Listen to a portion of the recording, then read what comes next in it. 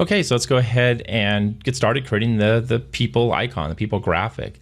Now, really the secret to creating these is starting to just get familiar or learning to see the basic shapes that when combined create that final shape. And since we're not going to illustrate or trace these graphics, we're actually just going to combine some of the basic shapes in PowerPoint.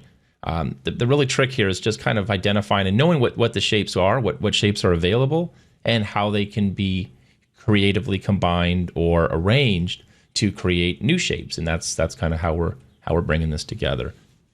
So real quick, I did set this quick access toolbar up a little bit. I customize it based on my most frequently used tasks.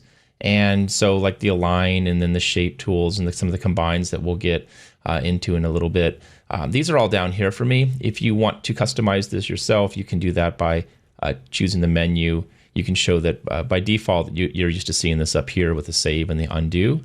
Well, I just added some of these different features to it. And you can do that by just really right-clicking anything and choosing Add to Quick Access Toolbar.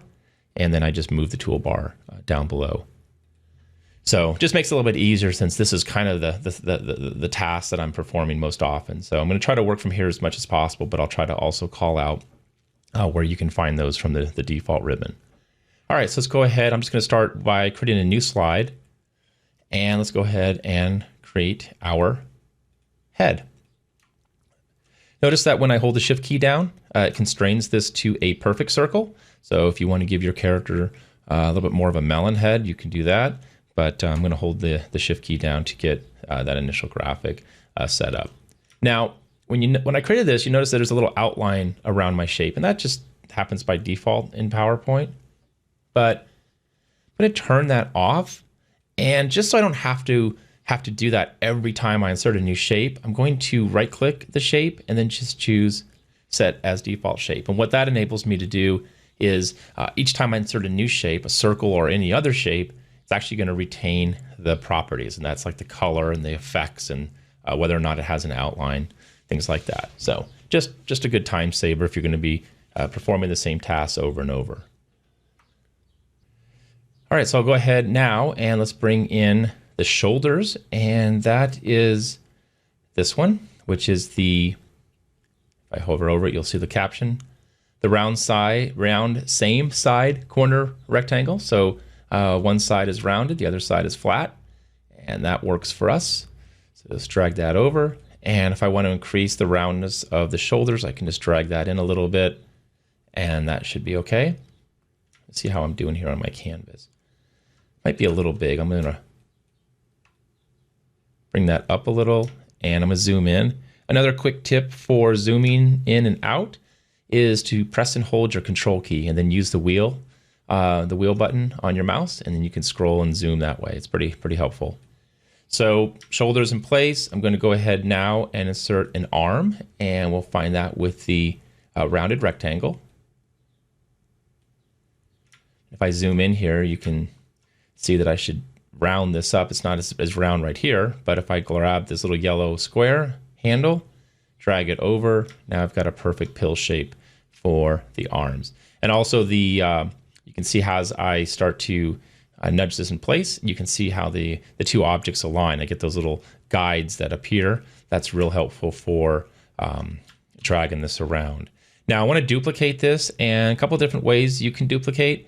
One way that I really like is just to press and hold the control key and click and drag the object, and that'll create a duplicate of the object. Drag it over to the other side, and let's go ahead and bring in the torso, which is just a good old rectangle. Let's see how it is. Might need to make the arms just a little bit bigger, so I'm going to shift click both of them. And as I drag them, it's going to obviously move this other one out. So I'll reposition it, and that's a little bit better. Going to duplicate the arm, one of the arms. So control, click, drag. And I'm just going to make this a little bit bigger for the leg. And there's a lot of ways that we can fiddle with this and get this a certain way, but I want to get the general idea down, and then we'll continue. If we need to make any adjustments, we can do that afterwards. But essentially, this is sort of how it's all coming together. At this point, that's pretty much it. What I do want to do is I'm going to zoom in a little bit. I want to make sure that see how my arm isn't quite aligned with that side.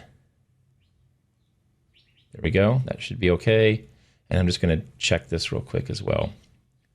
And just to make sure his arms are the same length, I'm going to shift click the other to have both selected, and I want to align to the bottom.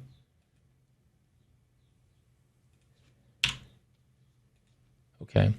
And then finally, what I should have done, and I'm going to do it right now, shift click the head, shift click the torso and the shoulders. I want to make sure those are all perfectly centered. So if I align the object to the center, it looks like they're good.